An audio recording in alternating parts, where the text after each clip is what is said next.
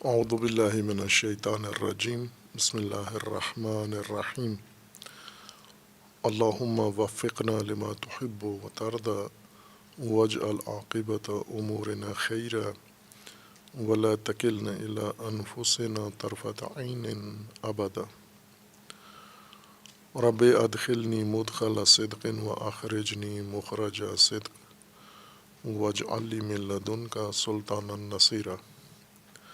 سورہ مبارکہ بقرہ آیات کریمہ وَإِذَا لَقُوا الَّذِينَ آمَنُوا قَالُوا آمَنَّا وَإِذَا خَلَوْا إِلَى شَيَاطِينِهِمْ قَالُوا إِنَّا مَعَكُمْ إِنَّمَا نَحْنُ مُسْتَهْزِئُونَ اللَّهُ يَسْتَهْزِئُ بِهِمْ وَيَمُدُّهُمْ فِي طُغْيَانِهِمْ يَعْمَهُونَ اولئک الذین اشتروا الضلالۃ بالہدی فما ربحت تجارتهم وما كانوا مہتدین۔ وہ سماجی گروہ جو سماج میں لوگوں کو دھوکہ دینے کے لیے، نظام کو دھوکہ دینے کے لیے اپنی حقیقت چھپا کر، اپنی پہچان چھپا کر، اپنی کاذب پہچان بنا کے زندگی گزارتے ہیں، ان کے سماجی رویوں میں ایک رویہ یہ ہے کہ ان کی دو شخصیتیں ہیں، دو چہرے ہیں، دو پہچان ہیں اور دو رویے ہیں ان کے۔ ان میں سے ایک یہ ہے کہ ان کی دو محفلیں ہیں اور دو نشستیں ہیں۔ معمول ان کا یہ ہے، یعنی دو قسم کے طبقات کے اندر اٹھتے بیٹھتے ہیں۔ ایک ان کا اٹھنا بیٹھنا میل جول میل ملاپ مومنین کے ساتھ ہے اور دوسرا شیاطین کے ساتھ۔ مومنین کے ساتھ ان کا میل ملاپ ان مفادات کی خاطر ہے جس کے حصول کے لیے یہ اپنا ایک ظاہری کاذب روپ بناتے ہیں دھوکہ دینے کے لیے۔ چونکہ فرض یہ ہے کہ یہ مومن سماج کے اندر یہ طبقہ رہتا ہے جہاں پر مومنین کی آبادی ہے، مومنین قرآنی، اور معاشرہ مومنین کا ہے، ایمانی معاشرہ ہے، قرآنی معاشرہ ہے، جس میں صداقت ہے۔ اس کی اہم ترین پہچان مومن معاشرے کی صداقت ہے کہ جہاں پر سوائے اللہ کے قانون کے کوئی اور قانون ان کا نافذ نہیں ہے۔ مومن معاشرہ جس نے قبائلیت چھوڑ دی ہے، جس نے جہالت چھوڑ دی ہے، جس نے جاہلیت چھوڑ دی ہے، جس نے آبا پرستی چھوڑ دی ہے، علاقائیت چھوڑ دی ہے، لسانیت چھوڑ دی ہے، قبائلیت چھوڑ دی ہے، تمام وہ سماجی پہچانیں جو پہلے تھیں ان کی دینی پہچان کے علاوہ، وہ سب چھوڑ دیا ہے انہوں نے۔ اسے ہم مومن قرآنی معاشرہ کہیں گے۔ اور ایک ہماری اصطلاح میں مومن معاشرہ ہے جس میں سب کچھ ہے، قبائلیت بھی ہے، لسانیت بھی ہے، علاقائیت بھی ہے، جاہلیت بھی ہے اور جہالت بھی ہے، ضلالت بھی ہے، سب کچھ ہے، ساتھ ساتھ اپنے آپ کو مومن بھی کہتے ہیں۔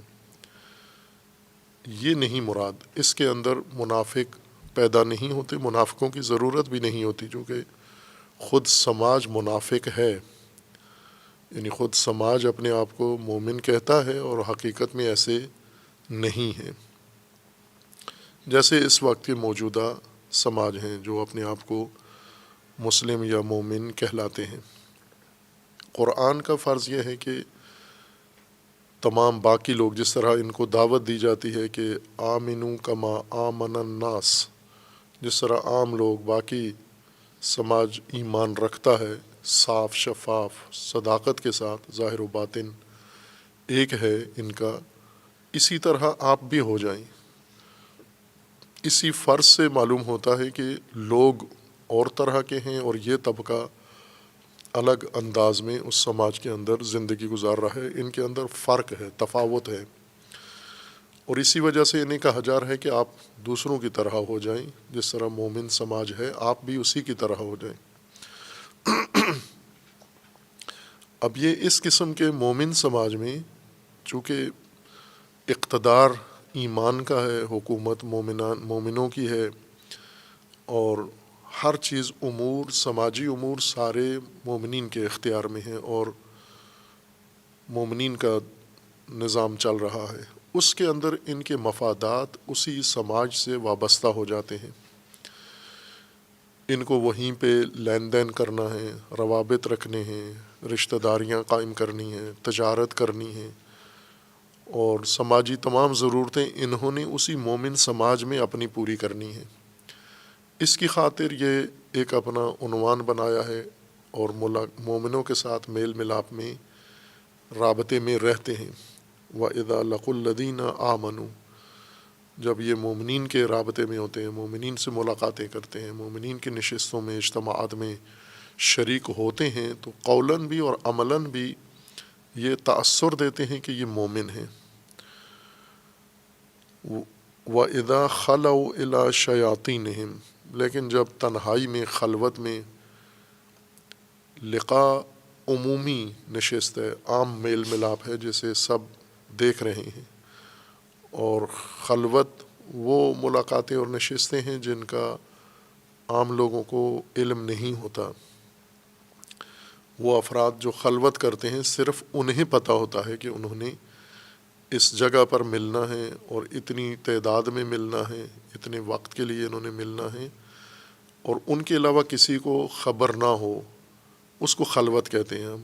اب ضروری نہیں کہ خلوت میں 2 آدمی ہوں، ممکن ہے 10 آدمی ہوں، لیکن دیگر طبقات کو، سماجی طبقات کو ان کی اس حرکت کا علم نہیں ہوتا کہ یہ آپس میں ملتے ہیں اور وہاں بیٹھ کر مختلف موضوعات پر گفتگو کرتے ہیں، تبصرے کرتے ہیں، یا منصوبہ سازی و منصوبہ بندی کرتے ہیں، اور از جملہ مومنین کے متعلق یہ ان کی کارکردگی ہے، لیکن اس کا علم نہیں ہونے دیتے یہ باقی طبقات کو، اور بے خبر ہوتے ہیں۔ اس کو خلوت کہتے ہیں۔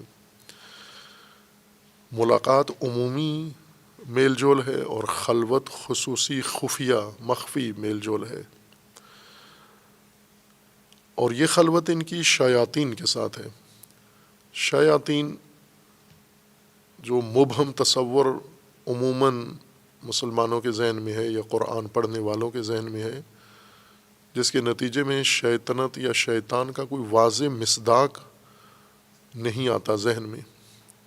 تفسیروں میں بھی شیطان کی تفسیر جس طرح سے کی جاتی ہے، ایک بالکل مبہم اور بے مصداق تفسیر کی جاتی ہے، یعنی صرف الفاظ کا رد و بدل ہوتا ہے شیطان کی تفسیر میں، اور لغوی باتیں ہوتی ہیں یا ادبی باتیں ہوتی ہیں، اور اس کے نتیجے میں انسان کے ذہن میں کوئی واضح تصویر پیدا نہیں ہوتی کہ شیطنت کیا ہے، شیطان کیا ہے، جبکہ قرآن مجید نے اس کو اس طرح سے بیان کیا ہے کہ ایک واضح سماجی ایک حالت، ایک کیفیت لوگوں کی بنا کر اس کو پیش کیا ہے۔ اسی وجہ سے، اس ابہام کی وجہ سے لوگ شیطنت کرتے ہیں لیکن اپنے آپ کو شیطان نہیں سمجھتے۔ یہ ابہام مفہومی معنی کا ابہام باعث بنتا ہے کہ کاملاً ساری زندگی شیطنت کی گزاری ہے، شیطانی ساری زندگی گزاری ہے، در عین حال اپنے آپ کو شیطان بھی نہیں سمجھتے۔ مصداق اس کا یہ ایک نقصان ہے، اس ابہام کا۔ دوسرا یہ ہے کہ اس ابہام کے نتیجے میں، چونکہ ابہام تبیین کے مقابلے میں ہے، تبیین نہیں ہے ان مطالب کی، ان اصطلاحات کی، ابہام ہے ان کے اندر۔ ابہام کا دوسرا نتیجہ یہ ہوتا ہے کہ جو حقیقتاً سماجی شیاطین ہیں، جنہیں قرآن بنیادی رکاوٹ سمجھتا ہے ہدایت کی راہ میں، انسان کی ہدایت کی راہ میں، یہ طبقہ اور یہ حالت و چال سب سے خطرناک قرار دی گئی ہے، شیطنت۔ انہیں بھی نہیں انسان سمجھتا، اپنی شیطنت بھی اسے نہیں معلوم ہوتی، چونکہ معنی ہی واضح نہیں ہوا۔ خود کاملاً شیطانی کام کر رہا ہے یا شیطانی عمل ہے اس کا۔ دوسرا یہ کہ جو معاشرے میں موجود ہیں شیاطین، انفرادی طور پر ہیں، سماجی طور پر ہیں، اجتماعی طور پر ہیں، گروہوں کی شکل میں ہیں، انفرادی طور پر ہیں، احزاب کی شکل میں ہیں، یا کسی بھی روپ میں معاشرے میں موجود ہیں، ان کی بھی تشخیص نہیں ہو سکتی، اور ان کے ساتھ دوستیاں، ان کے ساتھ تعلقات، ان کے ساتھ رشتہ داریاں، ان کے ساتھ سماجی اعمال میں شرکت، ان کے ساتھ مل کے تنظیمیں، ان کے ساتھ ان کے اشتراک سے پارٹیاں، حزبیں اور تعلقات معمول کے مطابق رہتے ہیں، جبکہ وہ قرآن کی اصطلاح میں وہ شیاطین ہیں۔ اور تیسرا اس کا نقصان ابہام کا یہ ہے، صرف شیطان کے متعلق نہیں، تمام معارف قرآنی جن میں ابہام رہ گیا ہے اور واضح نہ معنی ہے نہ مصداق، ان کا ایک برا نتیجہ یہ نکلا ہے اور نکلتا ہے کہ عموماً تفسیر غلط کرتے ہیں اس حصے کی، جس کے معارف کے اندر ابہام پایا جاتا ہے، اس کی تفسیر اشتباہ ہوتی ہے، یعنی غلط تفسیر ہوتی ہے۔ قرآن کچھ اور رہنمائی کر رہا ہے، ہم اس سے کچھ اور سمجھتے ہیں۔ یہ ایک بڑا نقصان ہدایت کے اندر رکاوٹ یہ بنتا ہے۔ اس لیے یہ معنی اور اس معنی قرآنی کو سمجھنے میں ہمارا اپنا جو نفسانی معنی ہے، پہلے سے تقلیدی معنی ہے، ارتکازی معنی ہے، وہ رکاوٹ ہے۔ یعنی وہ معنی شیطنت کا یا اور قرآنی معارف کا جو سننے سنانے سے، دیکھا دیکھی، بول چال میں، گفتگو میں، تقریروں میں، مطالعات میں عموماً بن گیا ہے، رائج معنی جو معاشرے کے اندر ہو جاتا ہے، یہ ارتکازی معنی ہے۔ ارتکاز اسی مرکزیت والے مادہ سے ہے، جس لفظ سے مرکز نکلا ہے اسی کو ارتکاز اسی سے نکلا ہے، یعنی وہ مطلب جو ذہن میں پک گئی ہے، جم گئی ہے، بیٹھ گئی ہے آ کر، اور ہمیں معلوم بھی نہیں ہے کہاں سے آئی ہے۔ میرے ذہن میں یہ تصور، مثلا آپ خود غور کریں کہ شیطان کا معنی کس نے سمجھایا آپ کو؟ کسی نے نہیں سمجھایا، کسی کی طرف استناد نہیں دے سکتے، کسی لغت کی کتاب کی طرف، کسی تفسیر کی طرف، کسی تقریر کی طرف، کسی کی طرف نسبت نہیں دے سکتے، لیکن آپ کے ذہن میں ہے۔ اور اس طرح کے ہزاروں و ہزارہا مفاہیم ہیں جو ہمیں نہیں معلوم کہ کس منبع سے ہمارے ذہن میں آئی ہیں، لیکن ہمارے ذہن میں موجود ہیں، اور ہم اسی سرمائے کو علم اپنا سمجھتے ہیں کہ ہم عالم ہیں، ہمیں علم ہے، اسی چیز کا علم ہے ہمیں، جبکہ وہ بیشتر ابہامات ہیں، یہ مفروضے جو ذہن کے اندر قائم ہیں۔ یہ شیطنت قرآن نے چونکہ اس کو بڑی رکاوٹ کے طور پر پیش کیا ہے، انبیاء کو پہلے قدم پر متوجہ کیا ہے شیطنت کی طرف اور شیطان کی طرف، کہ آپ کا پہلا سامنا شیطنت سے ہوگا، شیاطین سے ہوگا، پھر شیاطین کی چالیں، شیاطین کے طریقہ واردات اور شیاطین کا عمل ذکر کیا ہے۔ کاملاً انبیاء کو آگاہی دے کر لوگوں کی ہدایت کے لیے زمین پر بھیجا گیا ہے۔ لیکن جو ہمارے ذہنوں میں مرتکز شیطنت ہے، شیطان ایک نامرئی مخلوق ہے، اور وہ نامرئی مخلوق انسان کے اندر کیسے رابطہ کرتی ہے یہ نہیں ہمیں پتہ، ہمارے کس وجود کے حصے میں، ہماری کون سے نظام میں آ کر اس کو دخل کا حق حاصل ہے کہ وہ آ کے وہ نامرئی مخلوق آ کے بیٹھ جاتا ہے۔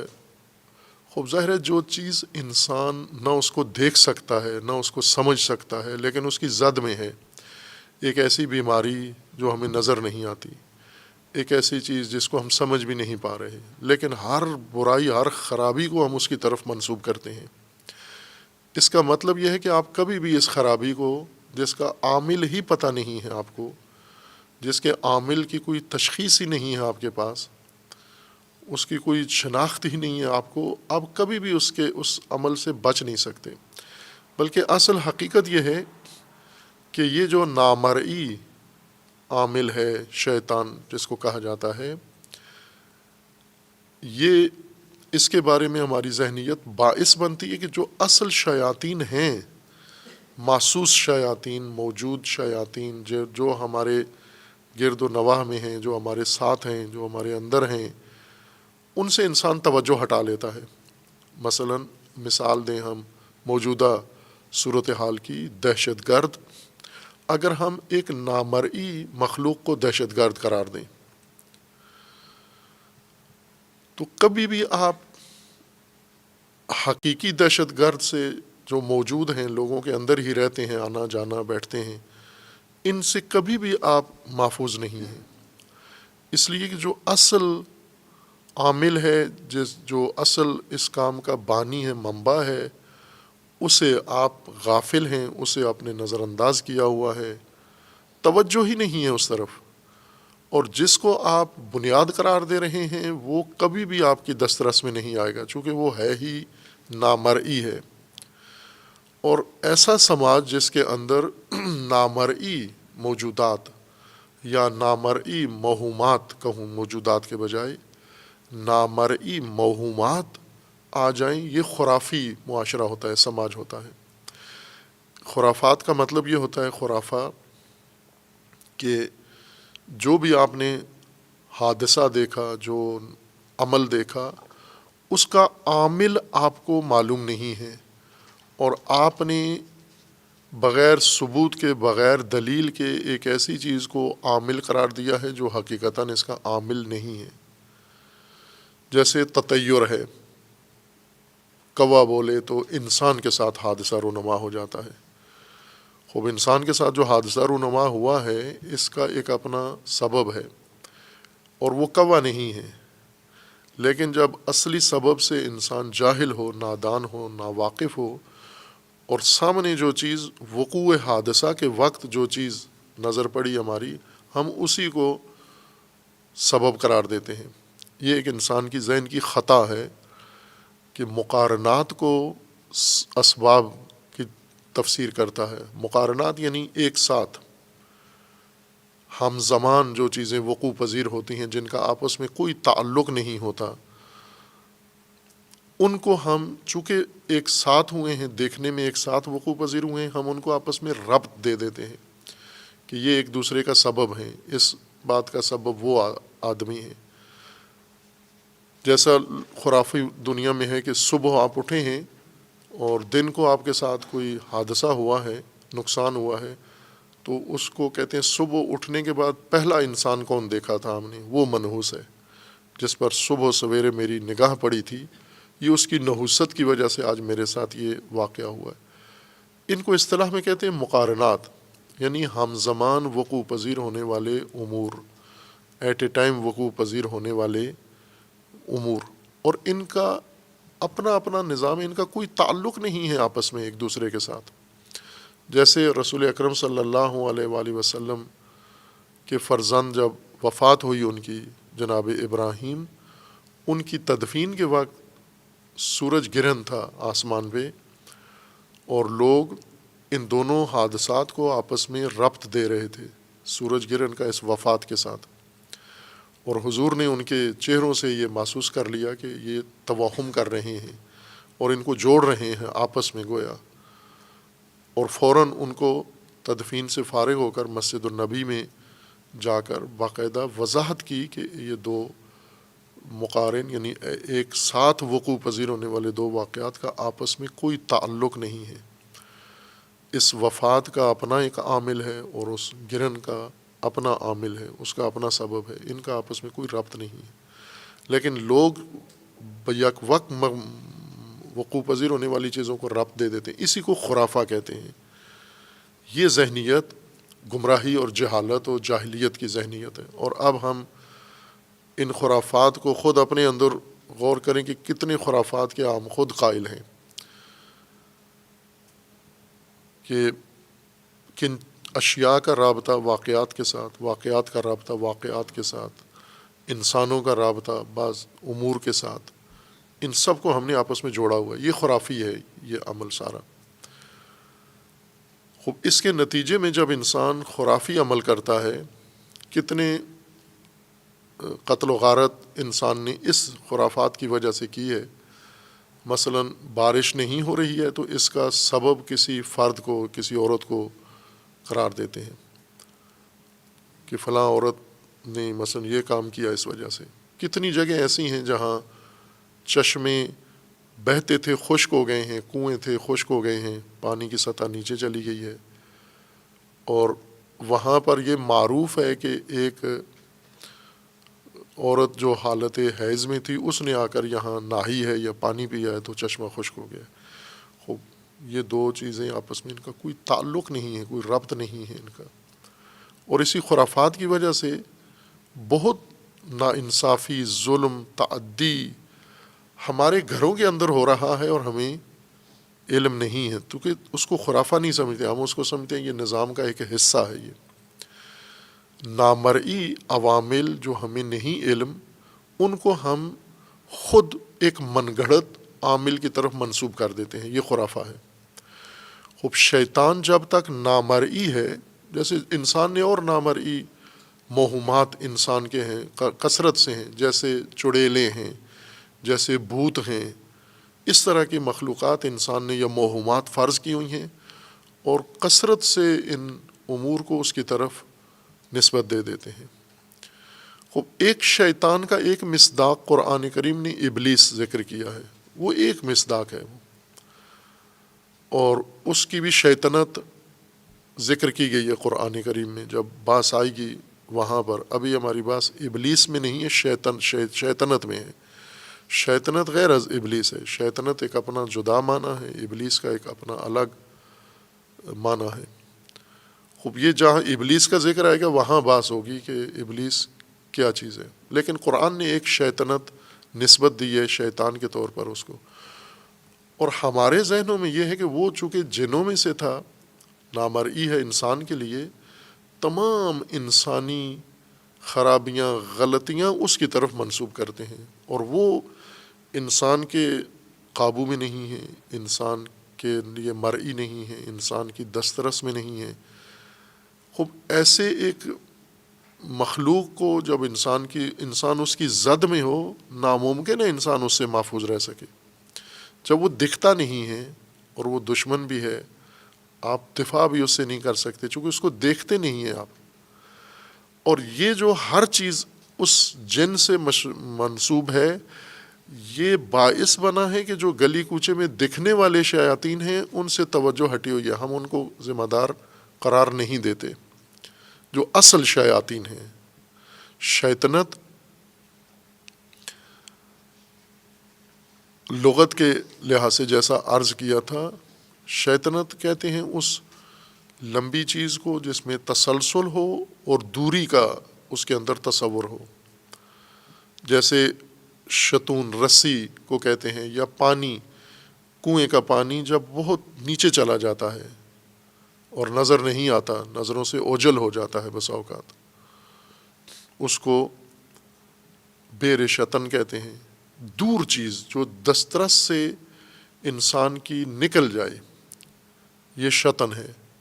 مثلا رسی کا ایک سرا ادھر ہے، دوسرا دور ہے، آپ کی رسائی میں نہیں ہے، اس تک جانے کے لیے آپ کو کوشش کرنی پڑے گی، یہ رسی کو کھینچنا پڑے گا، یہ شطن ہے۔ یا راستے ہیں، شتون راستے، دور راستے جہاں آپ کھڑے ہیں اور وہ بہت فاصلے پر راستہ جس سمت میں جا رہا ہے، اس کا دوسرا حصہ کونا جو دکھائی دے رہا ہے وہ آپ کی دسترس سے، پہنچ سے باہر ہے، یہ بھی شطن ہے، یہ طریق شطن ہے۔ یہ اصل معنی شطن کا دوری ہے، اور شیطان اسی وزن پر، فعلان کے وزن پر، یہ اس عامل کو کہتے ہیں جو لوگوں کو اس چیز سے دور کرے جس کے ان کو قریب ہونا چاہیے، یعنی جو چیز نزدیک ہونی چاہیے، جو دسترس میں ہونی چاہیے، اس کو دسترس سے باہر قرار دینا، یہ شطن ہے۔ اور اس عامل کا نام شیطان ہے، شاطن ہے اصل، لیکن اس کو مبالغے کے لیے، تاکید کے لیے اس کو اس وزن فعلان میں عموماً ذکر کیا جاتا ہے۔ جو جس کا کام ہی لوگوں کو ان امور سے دور رکھنا ہے جو لوگوں کے لیے نہایت ضروری ہے۔ تعلقات، وہ تعلقات جو بہت اہم ہیں، ضروری ہیں، قائم رہنا چاہیے، وہ تعلقات ختم کرنا اور فاصلوں پہ لے جانا، مثلا قرابت داروں کو، رشتہ داروں کو ایک دوسرے سے دور کر دینا. اسی طرح مومنین کو ایک دوسرے سے دور کرنا تاکہ یہ مل کر ایک امت نہ بنے. جس طرح قرآن کا حکم ہے کہ آپ نے ایک امت کا روپ دھارنا ہے، جو سماجی شکل قرآن نے نقشہ بنایا ہے، اور وہ قرآنی معاشرہ کہلاتا ہے، جس میں انسان، افراد، مومن امت کی شکل میں زندگی گزار رہے ہوں.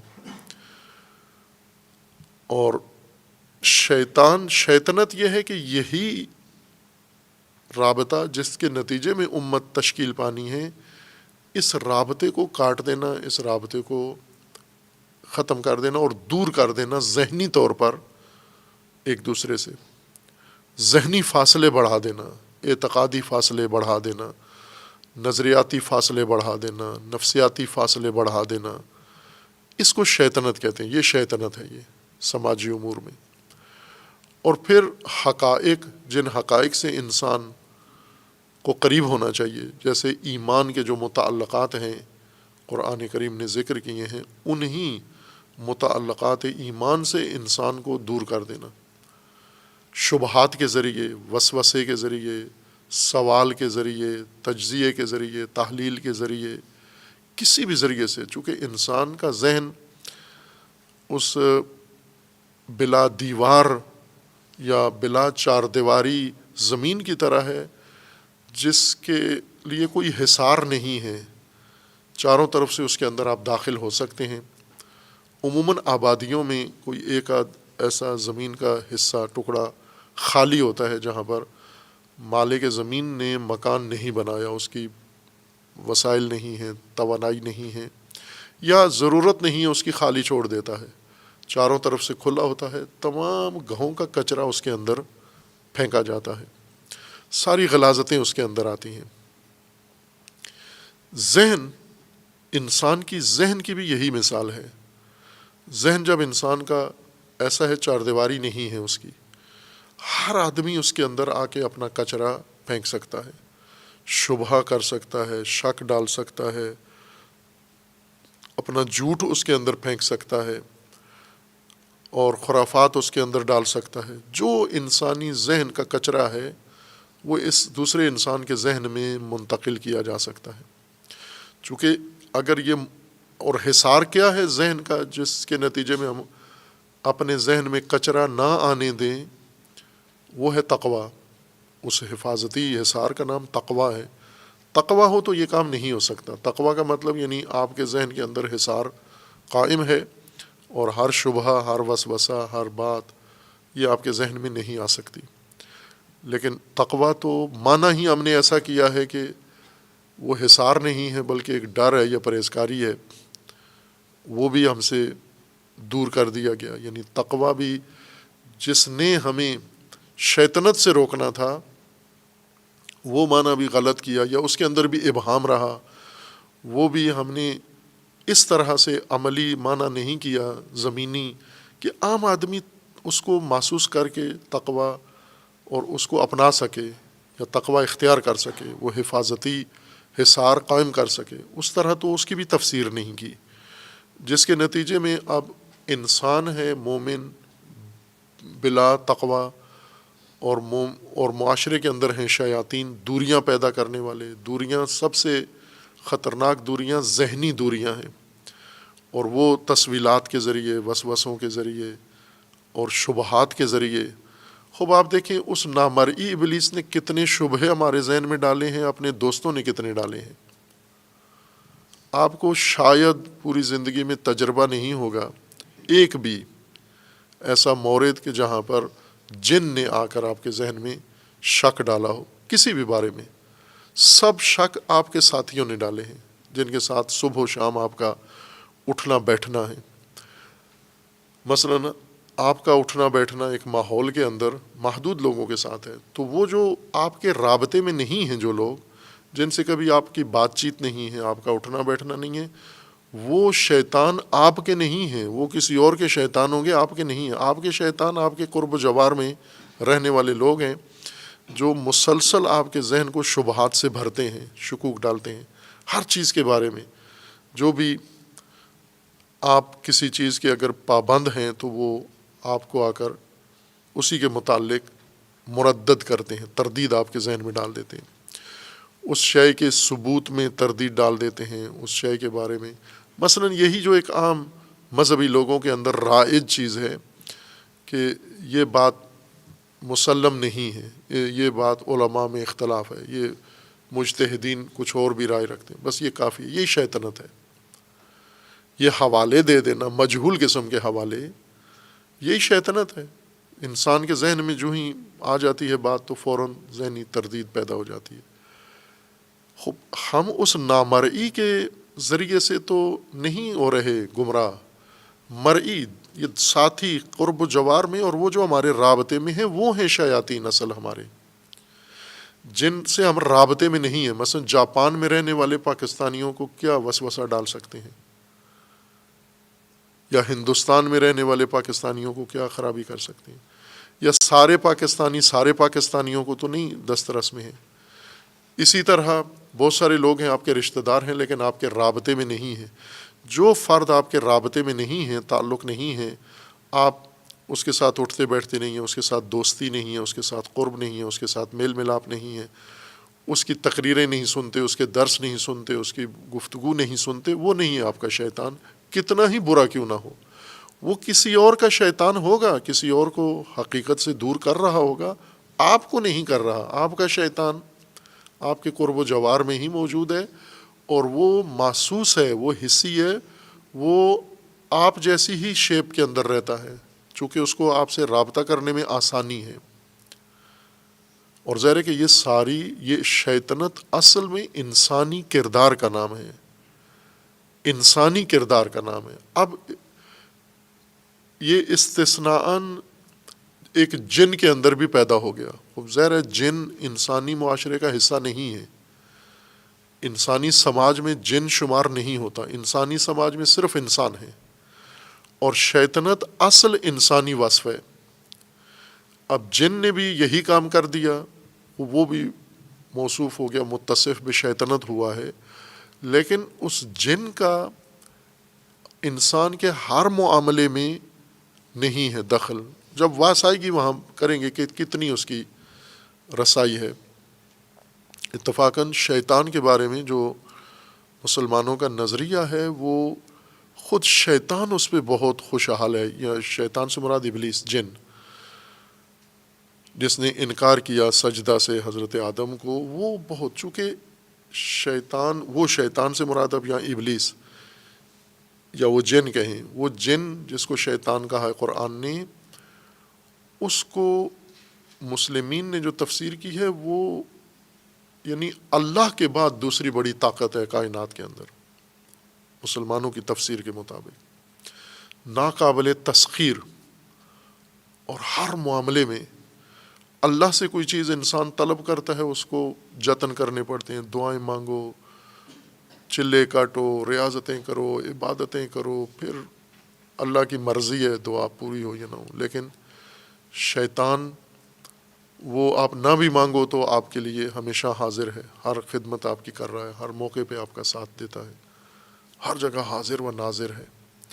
بس شیطان کی جو تفسیر کی گئی ہے اس کے مطابق، جن کی، شیطان جنی، اس کے مطابق شیطان بیک وقت، اس وقت زمین کی آبادی 8 ارب سے زیادہ ہے.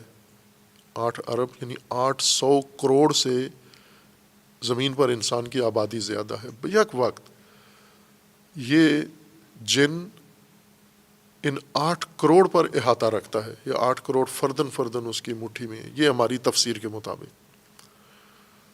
ایسی طاقت جس کے اندر ہو، انسانوں میں تو کسی کے اندر یہ طاقت نہیں ذکر کی گئی، نہ انبیاء کے لیے، نہ اولیاء کے لیے، کسی کے لیے یہ طاقت نہیں ذکر کی گئی. ان کی جو اللہ تعالیٰ نے ان کو دی ہے توانائی وہ ایک خاص حد کے اندر ہے، لیکن اس کو اللہ کے بعد دوسری بڑی طاقت ہے یہ ہماری تفسیر کے مطابق. اس سے بہتر اس کو اور کیا تعریف چاہیے، اس سے توصیف چاہیے؟ جو اللہ کے بعد شیطان ہے سب سے بڑی توانائی، پھر نیچے اس کے چیلے ہیں یا اس کے نمائندے ہیں، اور ادھر دوسری طرف دیکھیں اللہ تعالیٰ نے جن کو انسان کی ہدایت کے لیے مقرر کیا ہے وہ بیک وقت 800 کروڑ پر احاطہ نہیں رکھتے۔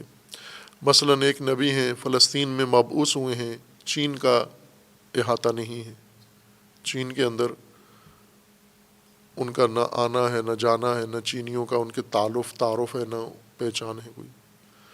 امریکہ میں افریقہ میں جو لوگ رہتے ہیں ان کا کوئی رابطہ اس نبی کے ساتھ نہیں ہے، لیکن جن کا ہے، جن کے لیے براعظم کوئی فاصلہ نہیں ہے، جنوں کے لیے شرق و غرب، اس جن کے لیے جو ابلیس ہے اس کے لیے کوئی تعلق نہیں ہے۔ اور پھر ہم یہ کس میں یہ طاقت پیدا ہوتی ہے؟ کب جا کے کوئی مخلوق میں سے اتنا احاطہ پوری کائنات پہ کیسے اس کے اندر پیدا ہوتا ہے؟ تو وہ ناقص اور ضعیف تو نہیں کر سکتا یہ کام، مجرم تو نہیں کر سکتا یہ کام، مجرمین میں اتنی طاقت کہاں سے ہے؟ چونکہ وہ اللہ تو نہیں ہے کہ ذاتی ہو یہ ساری چیز اس کی، مخلوق میں سے ہے، تو مخلوق میں یہ احاطہ، اتنی وسعت، وہ تو اس کے کسب سے ہوتی ہے، اس کے اندر تکامل سے ہوتی ہے۔ یعنی کمال کی اعلیٰ ترین درجے پر ہم ابلیس کو بٹھاتے ہیں، جن کو جا کر بٹھاتے ہیں، جبکہ قرآن کا فرمان ہے کہ یہ رذل ہے، بہت اس کے اندر خباثت ہے۔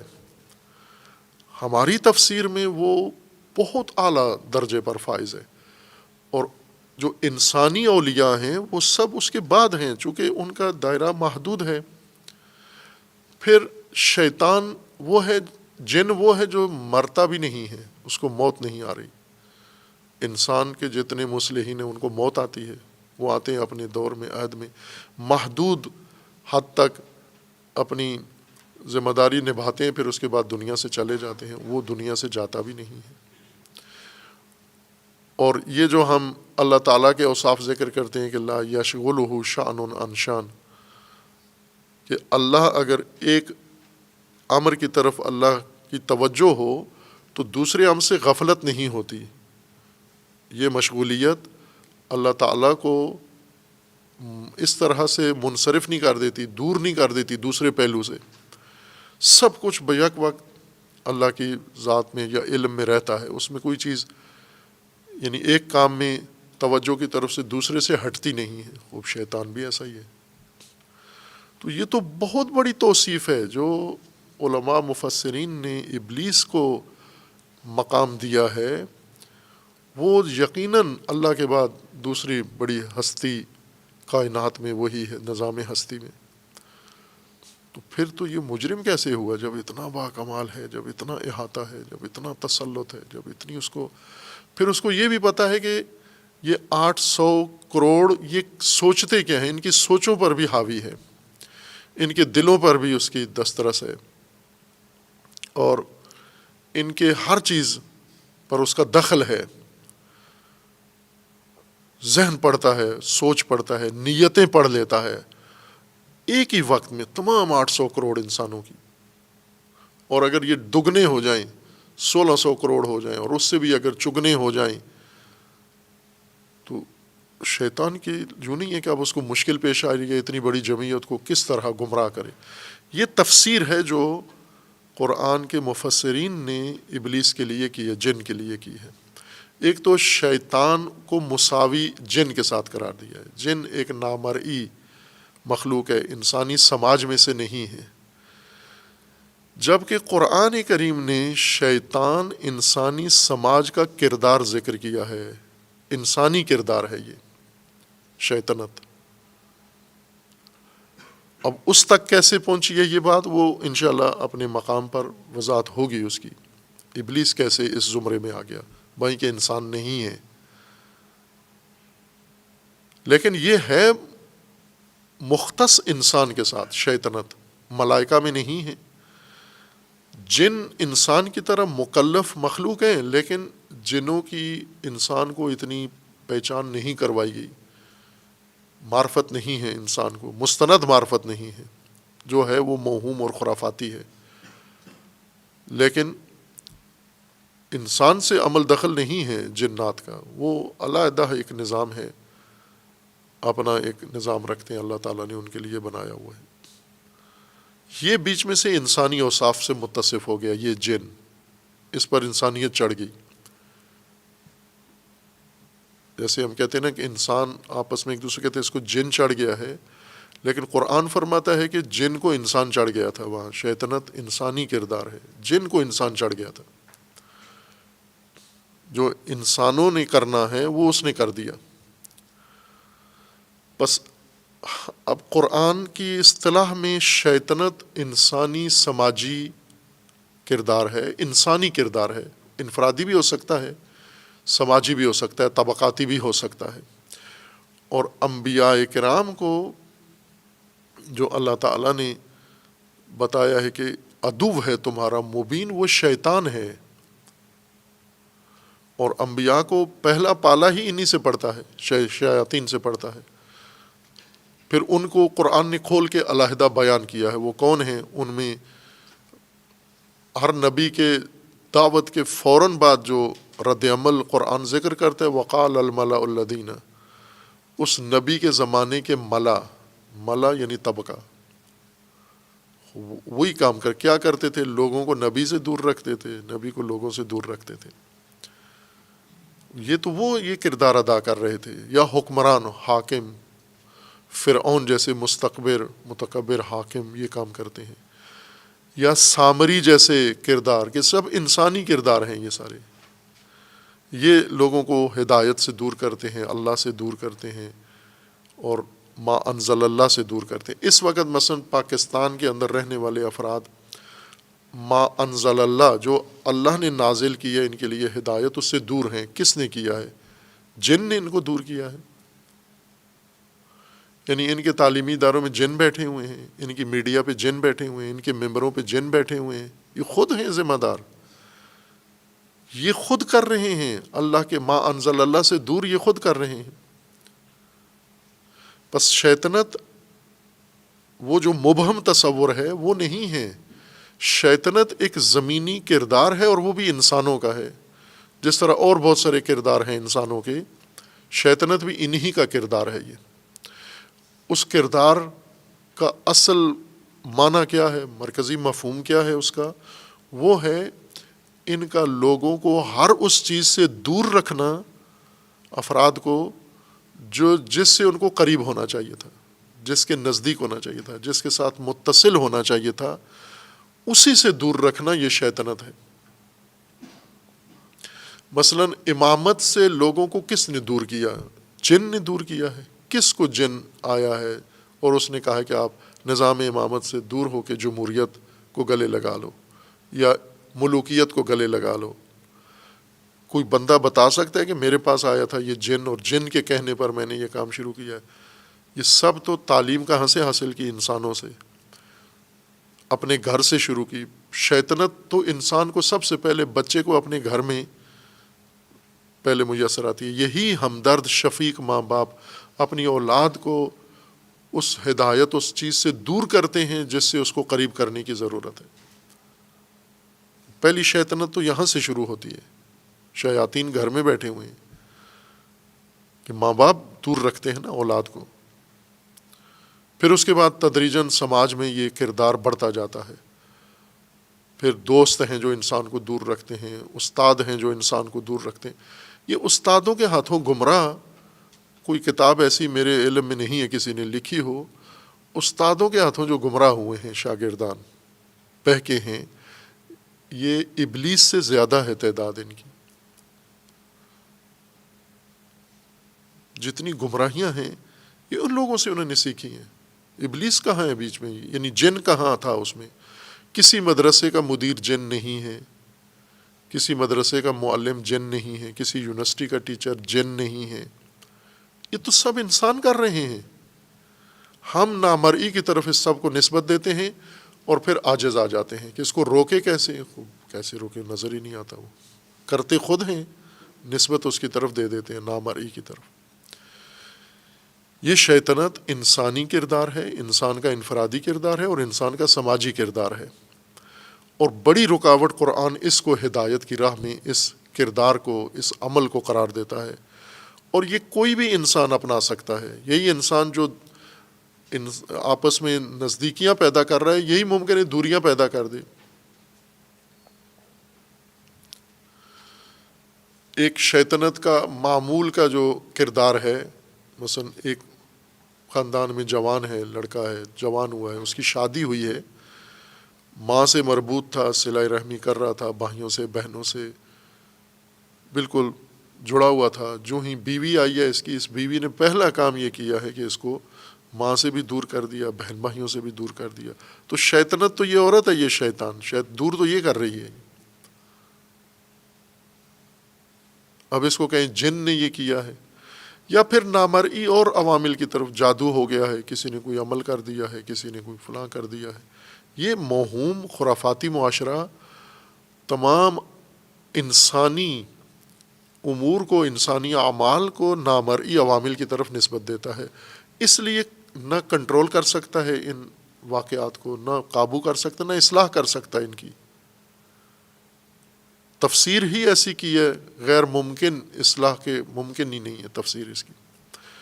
جبکہ اللہ تعالیٰ نے انسان کو کسی ایسی چیز میں مبتلا نہیں کیا جسے انسان نہ کر سکے، نہ روک نہ سکے، جس کو ایسی چیز کا مکلف ہی نہیں کیا جس کی طاقت انسان میں نہ ہو۔ وہ طاقت دے کے اللہ تعالیٰ نے مکلف بنایا انسان کو۔ یہ وہ مطلب ہے جو اکثر میں تذکر دیتا ہوں مختلف مباحث میں، کہ ہم شروع جب کرتے ہیں دین سمجھنا تو کچھ بنیادیں دین کی ہمیں بتائی جاتی ہیں، اصول، یہ ہم اثناء میں بھول جاتے ہیں۔ سب جب بات آگے جاتی ہے اس کو بھول جاتے ہیں۔ جیسے جب بنیاد شروع کرتے ہیں انسان ایمان اور عمل صالح، تمام ذریعہ انسان کی نجات کا یہی ہے قرآن کے الا الذین آمنوا وعملوا الصالحات، یہ بنیاد ہے۔ لیکن جب آگے چلتے ہیں دین بیان کرتے ہوئے، علماء بھی عوام بھی پھر ان دو کو چھوڑ دیتے ہیں، اس کے علاوہ باقی بہت ساری چیزیں نجات کی پھر میدان میں لے آتے ہیں اور ساری زندگی ان کے ساتھ گزارتے ہیں۔ ایمان و عمل صالح، تو آپ بنیاد میں تو آپ نے ایمان و عمل صالح کہا تھا۔ یا جیسے علماء جب شریعت کے منابع اجتہاد کے ذکر کرتے ہیں تو کتاب، سنت، عقل، اجماع، لیکن جب اجتہاد شروع کرتے ہیں تو سب سے پہلے عقل کو بھول جاتے ہیں، بیچ میں کہیں بھی عقل کا نام دوبارہ نہیں لیتے۔ آپ نے تو خود طے کیا تھا کہ یہ 4 منابع ہیں حکم شرعی کے، تو اس میں سے ایک کو سینسر کیوں کر دیا بیچ میں؟ بھول گئے کہ یہ ہم نے ضابطہ رکھا ہوا تھا۔ اس طرح کا کثرت سے عمل ہوتا ہے کہ جو طلباء کی اصطلاح میں کہتے ہیں نا مبانی، ان بنیادوں کو، نظریاتی بنیادوں کو مبانی کہتے ہیں۔ مبانی الگ پڑھتے ہیں اور اس کے اوپر جو عمارت بناتے ہیں، اس وقت جیسے ایک انسان ہے، بنیادیں الگ جگہ کھودے، عمارت الگ جگہ جا کے بنا دے، وہ بنیادیں اسی طرح پڑی ہوئی ہیں۔ اس نے زمین کھودی، اس کے اوپر چنائیاں لگائیں، زمین سے باہر بنیادیں نکال دیں، پھر اس کو چھوڑ کے مکان کسی اور جگہ جا کے بنا لیا۔ یہ کام ہے، یہ غلطی ہے جو ہم کرتے ہیں کہ مبانی جو اختیار کیے ہیں، اب اگلی عمارت ان کے اوپر بننی چاہیے، وہ چھوڑ دیتے ہیں بیچ میں۔ اسی طرح قرآن کریم نے ہمیں انبیاء کرام کا واقعات ذکر کیے ہیں کہ انبیاء کی اصلاحی عمل ہدایت کے مقابلے میں شیطان آئے۔ کون ہیں وہ شیطان جنہوں نے رکاوٹ ڈالی ہے؟ خود قرآن نے نام لے کے بتایا کہ فلاں فلاں ہیں، لیکن ہم سارے کام جن کی طرف منسوب کر دیتے ہیں۔ وہ جن شیطان ہے، نہ کہ نہیں ہے، وہ شیطان ہے، یعنی وہ بھی یہ انسانی آلودگی میں مبتلا ہوا، انسانی اس کو لت لگ گئی، اس کو اصل ہی انسان کا کردار تھا۔ جیسے ملائکہ نے جب سنا انسان پیدا ہو رہا ہے تو کہا کہ یہ سفک دماء کرے گا، فساد کرے گا، تو یہ فساد انسانی خصوصیت ہے، ملائکہ کی نہیں ہے۔ ملائکہ نے اپنے آپ کو کہا کہ ہم یہ فاسد نہیں ہیں، ہم تقدیس والے ہیں، تسبیح والے ہیں، عبادت والے ہیں، اطاعت کرنے والے ہیں، لیکن یہ فاسد ہے۔ یہ فساد انسانی صفت ہے، سفک دماء انسانی صفت ہے، شیطنت انسانی صفت ہے، انسانوں کو یہ بیماری لاحق ہو جاتی ہے۔ اب ہم دین کے بجائے جیسے مثال دی، ایک سماجی مثال دی کہ گھر میں ایک عورت آتی ہے، وہ رشتہ داروں کو دور کر دیتی ہے ایک دوسرے سے، یہ اس کو قرآن کہہ رہا ہے یہ شیطنت ہے۔ اس سے سماج بگڑتا ہے، اس سے سماج کا شیرازہ بکھرتا ہے، اس سے امت سازی نہیں ہوتی، اس کے ذریعے سے امامت کا نظام قائم نہیں ہوتا۔ یہ جو شیطنت ہے بیچ میں، دوریاں ہیں، حقائق سے دوریاں، معارف سے دوریاں، دین سے دوریاں، نظام سے دوریاں، رہبر و پیشوا سے دوریاں، اللہ سے دوریاں، اللہ کے بتائے ہوئے نظام سے دوریاں، یہ دوریاں کس نے پیدا کی ہیں؟ علامہ اقبال۔ اب علامہ اقبال آپ کو سمجھ میں آئیں گے اتنا قرآن پڑھنے کے بعد کہ عصر حاضر ملک الموت ہے تیرا، یہ فکر معاش نے تجھے دور کر دیا ہے، اس نے جس نے روح قبض کر لی۔ یہ نظام تعلیم، یہ ہے شیطان، زمین کی مجسم شیطنت کا ایک نمونہ نظام تعلیم ہے آپ کا۔ اس تعلیم کو حاصل کر کے اس کے نتیجے میں انسان دور ہو جاتا ہے اللہ کے نظام سے۔ بس شیطنت تو نصاب بنایا ہوا ہے آپ نے، شیطنت کے ادارے بنائے ہوئے ہیں آپ نے، شیطنت پہ کتابیں لکھی ہوئی ہیں آپ نے، شیطنت پہ تخصص کیا ہوا ہے آپ نے، اور اپنی نسلوں کو اپنی جیب سے پیسے دے کے شیطان کے حوالے کر کے پھر کہتے ہو جن ذمہ دار ہے اس کا۔ جن نے بیچ میں کیا غلطی کی ہے یہاں پر آ کر؟ کام تو سارا آپ کا اپنا ہے۔ دور کون کر رہا ہے؟ وہی شیطان ہے جو دور کر رہا ہے۔ وہ کسی بھی روپ میں ہو سکتا ہے، بس گھریلو نظام میں یہ عورت ہے، بہو ہے، یہ دور کر رہی ہے، سماجی نظام میں نظام تعلیم ہے، یہ دور کر رہا ہے، حکومت ہے دور کر رہی ہے، مبلغین ہے دور کر رہے ہیں۔ جس کو بھی کوئی شخص اس چیز سے دور کر رہا ہے جو جس کی اس کو نزدیک ہونا چاہیے، جس طرح قرآن کریم میں فرمایا گیا ہے کہ کچھ لوگ ایسے ہیں جو توڑتے ہیں ان چیزوں کو مما امر اللہ بہ ان یوصل، جن چیزوں کو اللہ نے امر کیا ہے کہ متصل جوڑ کے رکھنی ہے، انہی کو یہ توڑتے ہیں۔ کچھ چیزیں ایسے اللہ نے دیکھیں کہ یہ تارے نہیں کاٹنا، یہ رابطے نہیں کاٹنا، یہ امر ہے آپ کو کہ اس کو ایصال رکھنا ہے، متصل رکھنا ہے۔ کچھ لوگ انہی کو کاٹنے میں مصروف رہتے ہیں۔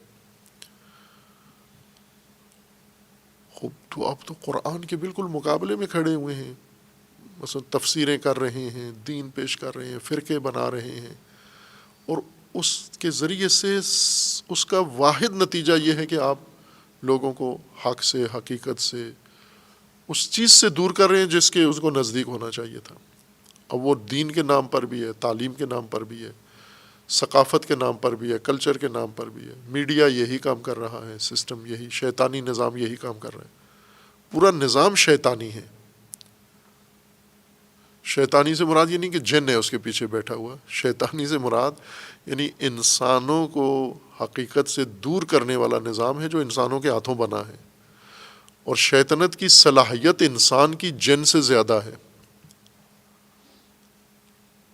ایک تو وصف ہے انسان کا، جیسے فساد انسانی صفت ہے، جنات کے لیے نہیں قرآن نے ذکر کی۔ البتہ ہے جنات کے بارے میں جو آیات ہیں یا روایات ہیں اس کے مطابق وہ بالکل ہو بہو مشابہ ہیں انسانوں کے، صرف ان کی ماہیت کا فرق ہے کہ انسان مٹی سے بنا ہے، وہ آگ کے نطفے سے بنے ہیں، انسان سلالہ تین سے بنا ہے اور وہ نطفہ نار سے بنا ہے وہ،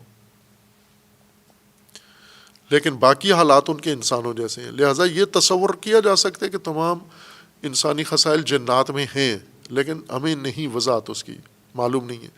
یہ چیز مسلم ہے کہ وہ ایک علیحدہ سماج ہے، جن انسان ایک علیحدہ سماج ہے، جن کا انسان کے سماج سے اور انسان کا جن کے سماج سے کوئی تعلق نہیں ہے، انسانی معاملات کا ذمہ دار وہ نہیں ہے، جنات نہیں ہے، اور جنات کے خرابیوں کا باعث انسان نہیں ہے۔ انسان انسانی امور انسان کو سونپے گئے ہیں، جنات کے امور جنات کو سونپے گئے ہیں۔ یہ انسان کا فعل ہے۔ خوب اب شیاطین باقاعدہ ایک نظم کے ساتھ یہ کام کرتے ہیں، لوگوں کو دور کرنا، اس کے لیے انہوں نے اہتمام کیا ہوا ہے۔ کس طرح سے ہم نے ان لوگوں کو جو ایمان کی طرف جاتے ہیں، اللہ کی طرف جاتے ہیں، قریب ہوتے ہیں ہدایت کے، ان کو ہم نے دور کرنا ہے۔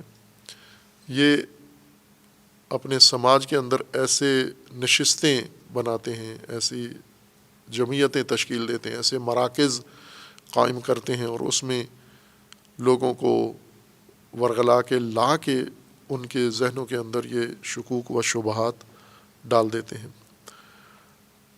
وَإِذَا لَقُوا الَّذِينَ آمَنُوا قَالُوا آمَنَّا، مومنوں سے ملتے ہیں، چونکہ یہ ملاپ ضروری ہے ان کے لیے، مفادات کی خاطر کہتے ہیں ہم مومن ہیں۔ وَإِذَا خَلَوْا إِلَىٰ شَيَاطِينِهِمْ، جب خلوت کرتے ہیں یعنی خفیہ طور پر، پنہان طور پر شیاطین کے ساتھ بیٹھتے ہیں، تو وہ جنات نہیں ہیں، اسی سماج کے اندر ایک طبقہ ہے جس کا کام دوریاں پیدا کرنا ہے۔ ان کے ساتھ جب بیٹھتے ہیں قالوا انا معاکم انما نحن مستہزئون۔ خوب ہم اس کو عملی مصادیق سے بھی جوڑ سکتے ہیں، جیسے انقلاب اسلامی رونما ہوا، انقلاب اسلامی سے مسلمانوں کو دور کرنے کا عمل انقلاب کے فوراً بعد شروع ہوا۔ اسی طرح اب یہ انقلاب چونکہ ایک شیعہ ملک کے اندر، شیعہ قوم کے ہاتھوں، شیعہ رہبر کے ہاتھوں وقوع پذیر ہوا، خود تشیع کو اس انقلاب سے دور کرنے کا ساتھ ہی عمل شروع ہوا۔ جس طرح قرآن کریم نے انبیاء کو فرمایا کہ آپ جو ہی آغاز کریں گے تو فوراً عکس العمل شیاطین کا سامنے آ جائے گا، اللہ سے اور نبیوں سے اور آسمانی کتابوں سے دور کرنے کا عمل شروع ہو جائے گا۔ خوب یہ عمل شروع ہوا، لوگوں کو انقلاب سے جنات نے دور کیا ہے، ایرانی لوگوں کو جن کو دور کیا، یا پاکستانیوں کو، یا ہندوستانیوں کو، یا کسی بھی عربوں کو، کسی جن نے آ کر نہیں دور کیا۔ اب غور کرے کہ مجھے کس نے انقلاب کے بارے میں شکوک و شبہات ڈالے میرے ذہن میں، رہبر کے بارے میں شکوک و شبہات کس نے ڈالے؟ کسی جن نے نہیں ڈالے، تمہارے اپنے قریبی یا استاد نے ڈالے ہیں، یا دوست نے ڈالے ہیں، یا کسی مقرر خطیب نے ڈالے ہیں، اور ان کی وجہ سے آپ کے اندر شک پیدا ہو گیا، دور ہو گیا۔ یہی شیطنت ہے، کیونکہ آپ بیٹھتے تھے ان کے ساتھ، آتے جاتے تھے، اٹھنا بیٹھنا تھا، اور وہ یہی کام، ان کی محفل میں جب بھی جائیں یہی کام کرتے تھے۔ ابھی مثلاً ایک مثال کے طور پر، مثال سمجھانے کے لیے عرض کر رہا ہوں کہ مثلاً ایک ادارہ ہے تعلیمی جامعہ، خوب اس جامعہ سے دور کرنے کے لیے جنات کام کر رہے ہیں، یا کون دور کرتا ہے، کون وسوسے ڈالتا ہے؟ یا ادھر اندر ہی بیٹھا ہوا کوئی ہے کسی بھی روپ میں؟ یہ ممکن ہے استاد ہو، ممکن ہے طالب علم ہو، ممکن ہے سینئر ہو، ممکن ہے جونیئر ہو، یہیں بیٹھا ہوا دوسرے طالب علموں کے ذہنوں میں اپنا ایک تجزیہ پیش کرتا ہے، تحلیل پیش کرتا ہے، یہاں یہ ہوتا ہے، یہاں وہ ہوتا ہے، وہ نیا آنے والا طالب علم مشوش ہو جاتا ہے۔ یہ شیطان ہے اصل میں،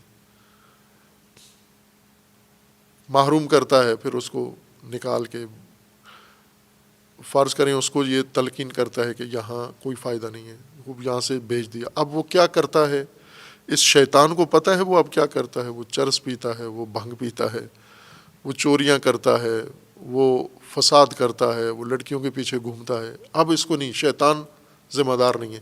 اتفاقاً یہ قرآن نے شیطان کا یہ کردار ذکر کیا ہے کہ یہ محشر میں لوگوں کو تو پتہ ہوگا نا کہ شیطان نے، انہی لوگوں نے ہمیں دور کیا ہے۔ جب ان سے پوچھیں گے وہ کہیں گے ہم نے تو نہیں دور کیا، آپ نے خود کیا تھا، ہم نے تھوڑا ہی کہا تھا کہ یہ کام کروا۔ یہ وہ محسوس شیطنت ہے جو ایک گمراہی کا منبع ہے، اور تفسیر شیطنت میں ہم اس کی طرف توجہ بھی نہیں ہوتی ہماری۔ ایسی مبہم تفسیر کرتے ہیں جس میں آخر کار شیطان ایک نامرئی سی چیز ہے جو ہمارے دسترس میں پہنچ سے باہر ہے. نہ، شیطان یہی دائیں بائیں آپ کے ساتھ جڑا ہوا دوست ہے، آپ کا ساتھی ہے. اجنبی لوگ شیطان نہیں ہیں ہمارے، چونکہ وہ ہمیں کچھ بھی نہیں کر رہے ہمارے لیے. اس نے کب ہمیں کسی جگہ سے دور کیا ہے؟ آشنا، ساتھی، قریبی، دوست، رشتہ دار، یہ لوگ ہیں، وہ طبقات جن کے اندر ہم رہ رہے ہیں، جن سے جان پہچان ہے، یہ شیطان ہیں. اب مثلا سندھ کے اندر کوئی پنجابی تو سندھیوں کو نہیں دور کر رہا، سندھ کے اندر سندھ سے ہی کوئی ہوگا. سندھ میں مختلف شہر ہیں، ان میں کراچی میں جو لوگوں کو دور کر رہا ہے تو وہ حیدرآباد کا تو نہیں ہوگا، وہ تو کراچی کا ہی ہوگا. پھر کراچی میں محلے ہیں، ہر محلے میں انسان کا ہر کراچی والے سے تو رابطہ نہیں ہے.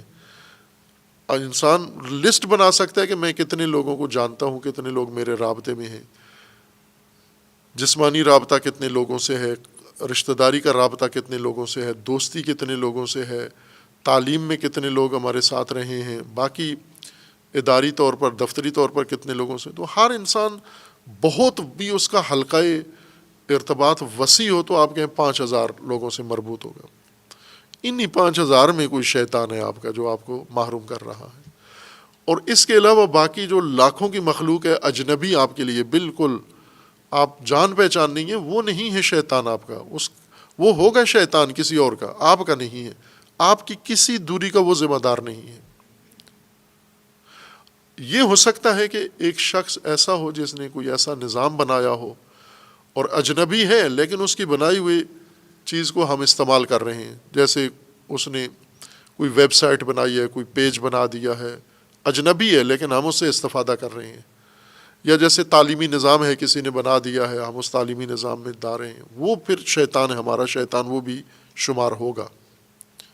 اس کو کہیں گے اجنبی ہے لیکن اس کی شیطنت ہمارے دامنگیر ہو چکی ہے. یہ خوب اس طرح ہم جب تک واضح مفہوم نہیں کریں گے، تبیین شیطنت کو کھولیں گے نہیں، شیطنت سے کے شر سے بچ نہیں سکتے. اور جب تک مصادیق شیطنت کے نہیں ہمیں معلوم ہوں گے، معنی ایسا کرو کہ مصداق کھل کے سامنے آ جائے کہ یہ شیطان ہے، اصل ان کے ہاتھوں تباہی ہو رہی ہے.